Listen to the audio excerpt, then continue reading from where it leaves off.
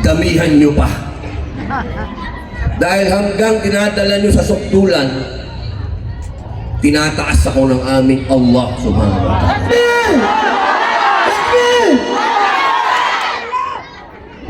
Sabi nila, pero bago po yan, gusto kong pagyamanin pa ang mga issue ng politika, pero malinaw po sa imbitasyon na ito ay Islamic Symposium. Kaya lahat po ng aking sasabihin ay patungkol sa ating pananampalataya. Ilalabas ko muna po ang politika. Dahil kailanman ang politika ay marumi. Fitna sa bawat Muslim. Sapagkat, alam niyo po, hindi itong buhay na to ang lugar nating mga Muslim. Ang lugar natin ay sa kabilang buhay. Itong buhay na ito, pansamantala lang. Lahat ng kaligayahan po natin dito, lahat ng sarap ng buhay ay fitna. Sapagkat ang tunay na nananampalataya sa Allah ay siyang dumadaan sa pagsubok. Allahu Akbar. Takbir! Pero hindi po ibig sabihin na tayo'y habang buhay na magtitiis. Dahil bawal naman po ang maging estupido. Dahil ang ipinaglalaban ay ang karapatan nating mabuhay ng pantay-pantay dito sa ating bansa. Yan po ang bagay na dapat nating pinagkakaisahan. Sapagkat tandaan po natin, wala pa ang mga ninunukong Espanyol dito, nandito na ang mga Muslim. Bago pa naging Kristiyanong bansa, ang bayan na ito, nauna na ang mga Muslim. Kaya't kapag pinaglalaban ko ang karapatan po ninyo, ako'y nagpapasalamat at ako'y sinusuportahan po ninyo. At ako po ay nagpapasalamat din sa mga kasama po nating senador. Bagamat hindi po sila mga Muslim, ilang mga batas na po ang naisulong natin na may kinalaman po sa ating pananampalataya at sinuportahan din po yan ng Pangulong Bongbong Marcos. Naandyan po, unang-una, wala na po ngayon pang-api sa mga naghihijab. Bawal na po yan sa batas na apihin ng mga kapatid nating naghihijab. Kapag meron pong kilala kayo o nakita kayo na kahit na sino ang aapi sa ating mga hijabi, pwede na po natin yan ipakulong.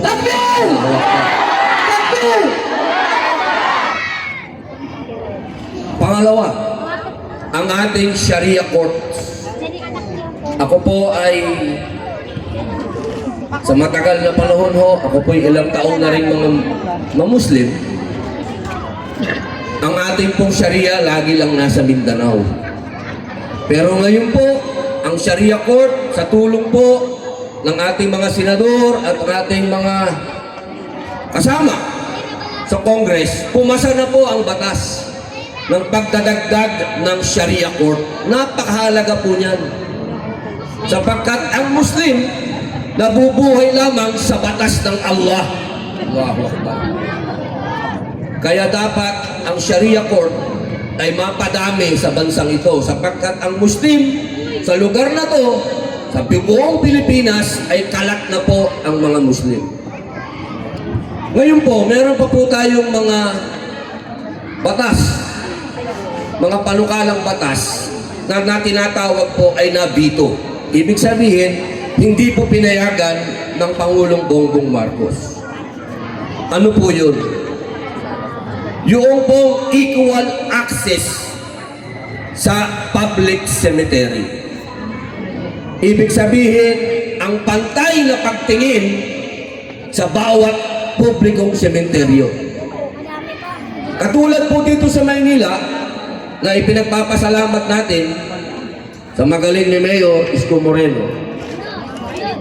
Binigyan po niya ng lugar ang mga Muslim sa sementeryo. Ang inihingi po ng panukalang batas na yan, na sana sa buong Pilipinas, lahat ng public cemetery ay may lugar ang Muslim. Takbir! Takbir! Takbir!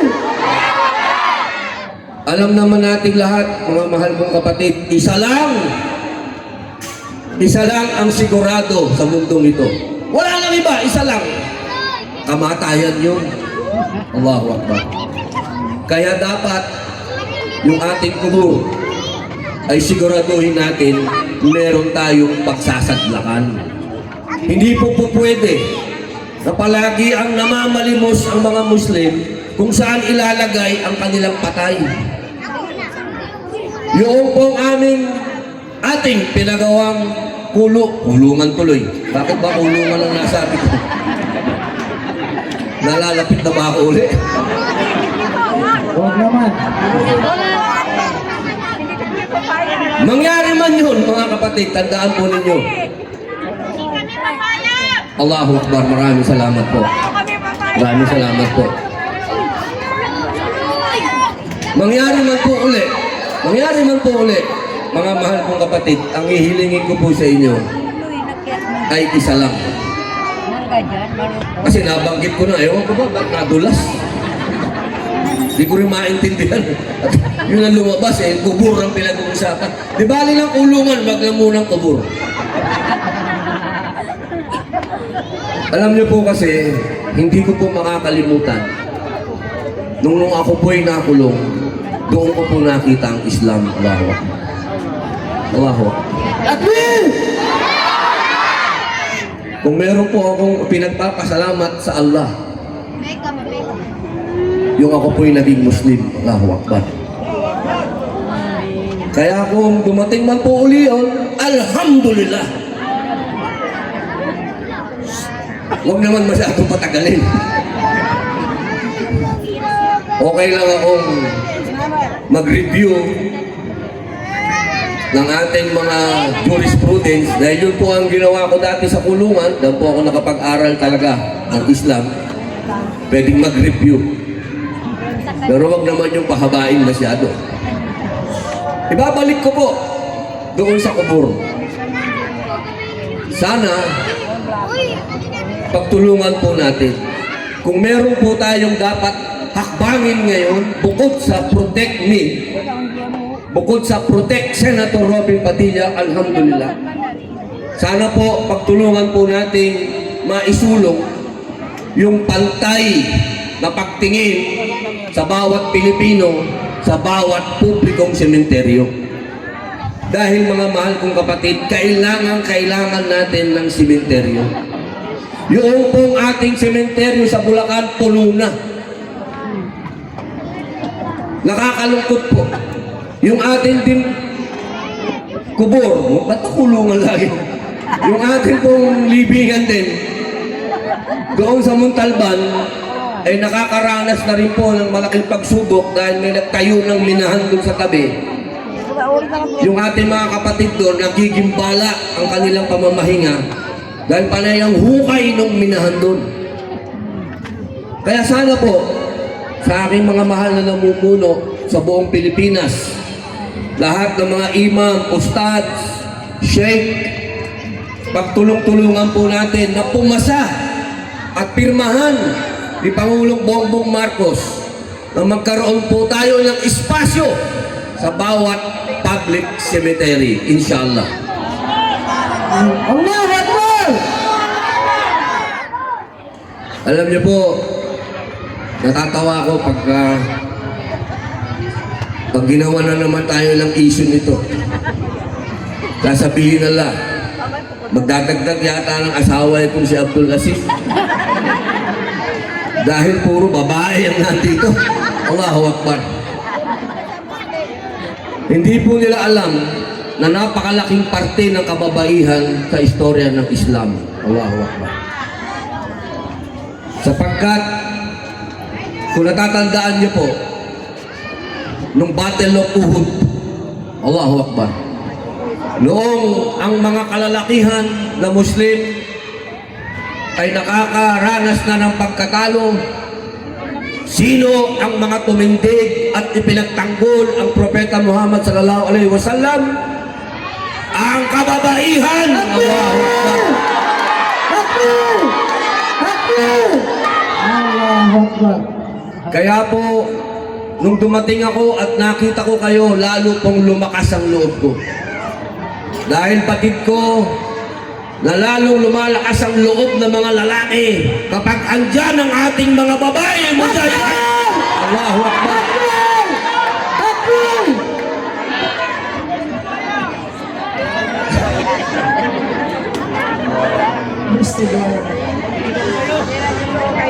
Alam nyo, napakaganda po. Kapag ka pinag-usapan po natin ang Islam, walang pagkaluma. Kung ano yung nakikita natin noon, kung ano yung nabasa natin noon, yung pa rin ang nakikita natin hanggang sa ngayon. Sa pagkatandaan po natin, ang Islam ang nagdala ng sibilisasyon sa buong daigdig. Hindi po yan dapat ninyong kalimutan, lalo na sa mga bata. Kaya nagkaroon ng science, medisina, algebra, engineering, lahat yan dahil sa mga Muslim. Allahu Akbar. Allahu Akbar. Kaya kapag sinasabi po nila na yan si Abdul Aziz, barbaric yan, ignorante yan, ay nagkakamali po sila. Sapagkat minsan po sa plenaryo, sa aming pag-uusap ni Senator Rodante Marcoleta, meron siyang sinabi. Ang sabi ko, alam ko yan. Nagulat siya, alam mo? Mga abogado lang ang nakakaalam nito. Oo, alam ko yan.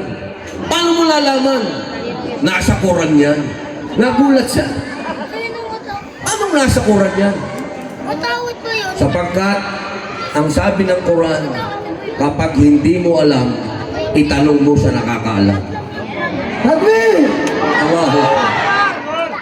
Doon po humanga sa atin si Senator Rodante Marcoleta, na ngayon po ay naghihimas ng rehas. Napakalungkot na nangyari sa aming mahal na kapatid. Alam niyo po, huwag po natin kalimutan na ipagdasal itong taong ito. Itong taong ito, ang gusto lamang niya ay ipaglaban ng katotohanan. Pero sa ngayon, malungkot, nandoon sa kulungan. Kaya sana po, kapag kayo ay nagtua, habang pinagdadasal niyo kung na huwag munang ma-shoot, ganun din sana yung mga senador po na nakakulong. Sana sila po ay makalabas na rin. Inshallah. Inshallah, kapatid. Inshallah. Mga kapatid ko, hindi ko po makakalimutan ang inyong pinakikitang pagmamahal sa akin. Noong isang araw, merong isang babae na gusto kong mamatay na. Ang sabi, sana may bumaril sa akin. Allahu Akbar, lumabas ang mga Muslim. Ilan po ba sa akin pong social media, nasa lagpas 27 million na ang nag-share nito. At yan po ay mga Muslim. Kayo po. Dahil po sa inyo, ang babaeng ito ay humingi na sa atin ng paumanhin. Humingi ng kapatawaran. At yung kanyang kumpanya ay gumawa na rin ng aksyon. Dahil po yan sa binigay niyo sa aking proteksyon at pagmamahal. Takbir! Takbir! Takbir! Nakita po nila kung papaano magmahalan ng mga Muslim. Nakita po nila napatunayan nila na walang iwanan sa Islam. Allahu Akbar. Ngayon po, nais ko po sanang patawarin na yung babaeng yun. Payag po ba kayo?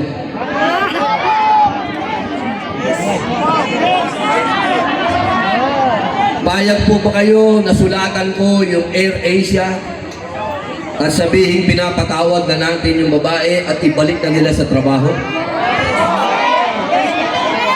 Sige brother, alang-alang sa kamusliman, patawarin na natin. Para makita ang tunay na ugali ng Muslim, patawarin na natin. Payag po ba kayo? Sabi po ng ating leader ay payag. So, alhamdulillah, pinaparating po natin kay Julina. Julina May, ang ummah, ang mga muslimat, unang-una na ang muslimat, dahil sila ang unang nasaktan para sa akin, pinapatawad ka na nila. Allah Akbar! Ay, kung sino ka man mabay ka, magpasalamat ka sa akin. At dahil po kay brother, ang aking pong opisina ay susulat sa Air Asia. Allah Akbar! Takbir! Takbir! Takbir! Makikiusap po tayo sa Air Asia na pabalikin sa trabaho si Julina May, inshallah. Inshallah. Para makita po nila kung ano ang ilaw ng mga Muslim. Yeah. Takbir! Takbir! Takbir! Ganyan po ang sana palagi tayo mga kamahal kong kapatid. Alam nyo naman, ang media ngayon, hindi natin maintindihan. Malinaw na yung pagpapaliwanag mo, gagawin pa rin nilang malabo.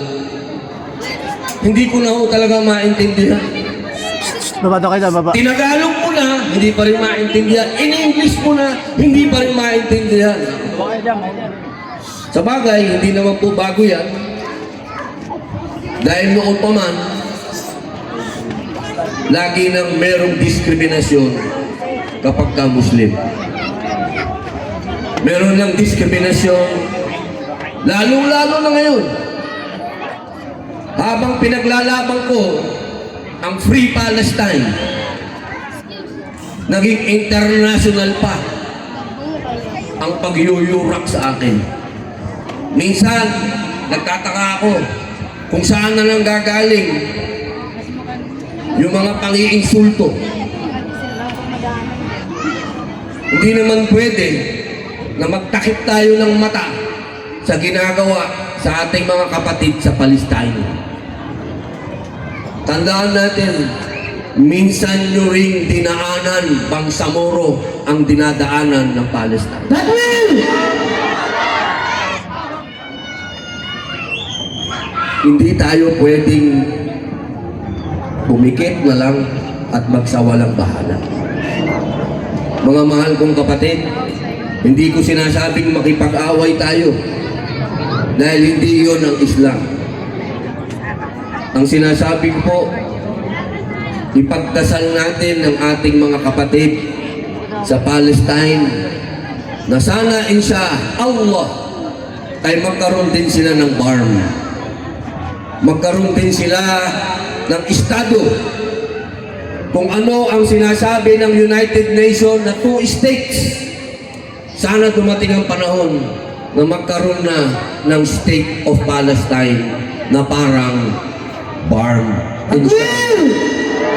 Takbir! Takbir!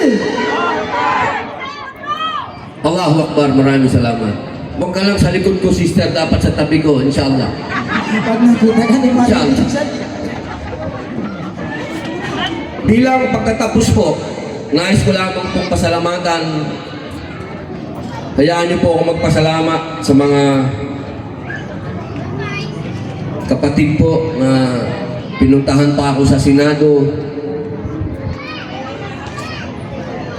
Hindi ko po makakalimutan ang panahon na yun na sa oras na kami po ay hindi ko alam kung anong gustong gawin sa amin doon, ay dumating itong mga kapatid. At nagulangtang yung mga gustong kupkupin kami ron. Una po, maraming salamat po sa Manila Royal House President Dato Mac Mastura.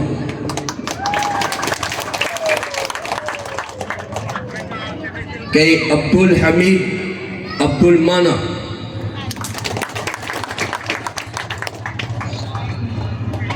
sa Umahat Al-Shati. Allahu Akbar.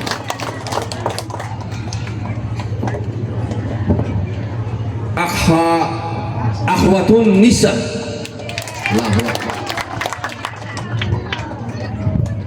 Kay Sister Fatima Mamalangkay.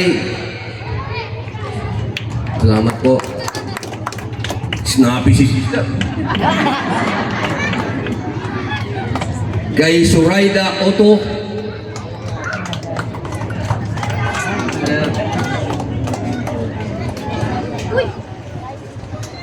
Kay Umahat Baseco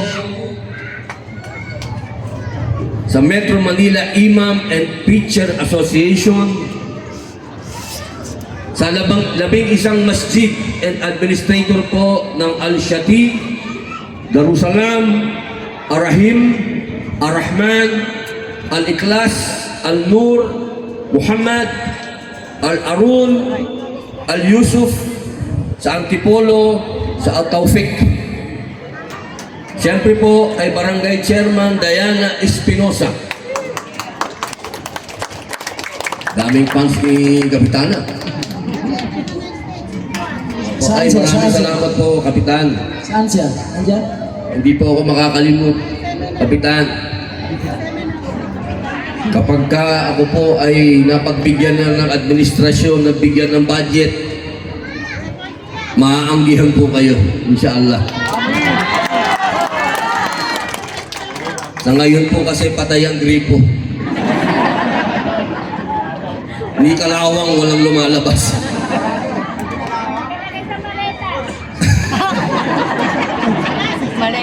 Sa MCC Manila po, Chairman Sharifa Mastura. Allahu Akbar. Ang merong 20 million views. Kay Lieutenant Colonel Romel Alicete, Sir. Sa Salam Police Advocacy Group, maraming salamat po. Mabuhay! Allahu Akbar.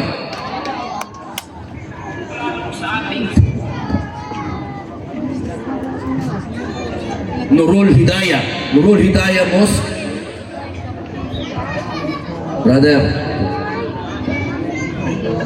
siyempre po kay Brother Kasim, kasama ko po sa Anak Mindanao. Nung ako po ay bagong Muslim, sila po ang nag-expose sa akin sa lahat ng historical at social injustices. Oh, nako! Ang nag-alaga po sa akin, nung kalalabas ko sa Bilibid, Pres Nasib, Pres, Assalamualaikum.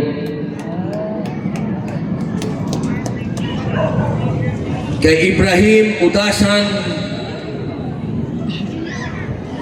Gimlo, Jamlot, Tapang, Jamlot. Siyempre po sa ating pong mga speakers, kay Mr. Madi Labay,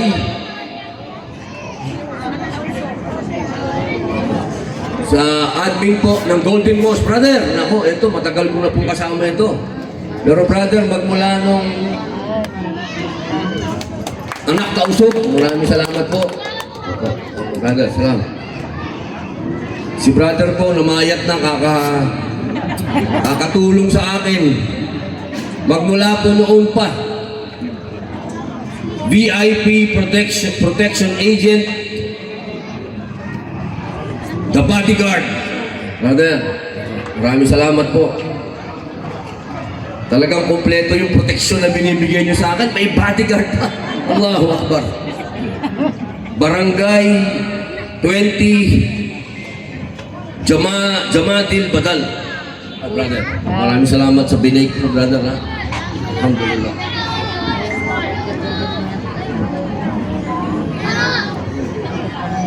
Kay Honorable Daya, ayun, nabanggit ko na po. Ngayon, mabalik po ako kasi dumidilim na, baka mag-rib na. Bilang panghuli po, mga mahal kong kapatid, katulad po ng sinasabi ko kanina, marami po tayong pwedeng pag-usapang politika. Pero next time po yun, dahil Islamic Symposium po ito. Gusto ko lamang pong magpasalamat sa inyo sa pagdala sa akin ng Islam. Alam ko pong nabanggit kanina, napakadami ko pong dinaanan sa buhay. Sobrang dami ko pong pinasok. Iba't ibang pananampalataya, iba't ibang grupo, may rebelde, may hindi rebelde.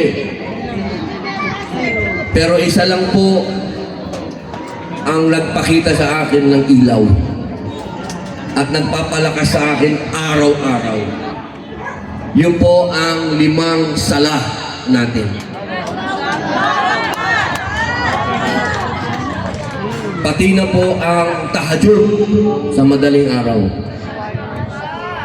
Hindi pa po ako naging ganun kasaya sa buhay ko. Marami pong nagtatanong.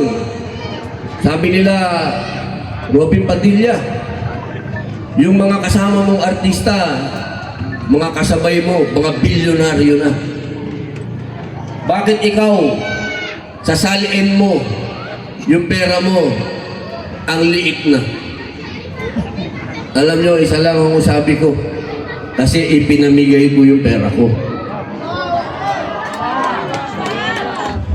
Lagi yung tinatanong sa akin yan, si ganitong artista, bilyonaryo na.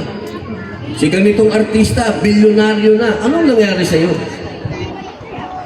Alam ninyo, isa lang ho ang sinabi ng Propeta Muhammad sallallahu alaihi wasallam. Wala tayong madadala sa kubur. Allahu Akbar. Takbir! Takbir! Ang madadala lang natin ay yung maganda nating gawa sa kapwa. Yun ang magsisilbing ilaw natin sa kubur. Kaya mga mahal kong kapatid, huwag po nating bitiwan ang bawat paalala sa atin ng Propeta Muhammad sallallahu alaihi wasallam. Ang kayamanan po dito sa lupa ay fitna. Yung pong pinamana nyo sa akin, Islam, Quran, Hadith, ito po ang kayamanan. Maraming salamat po sa inyo mga mahal na kapatid. May pahabol po si Ustad.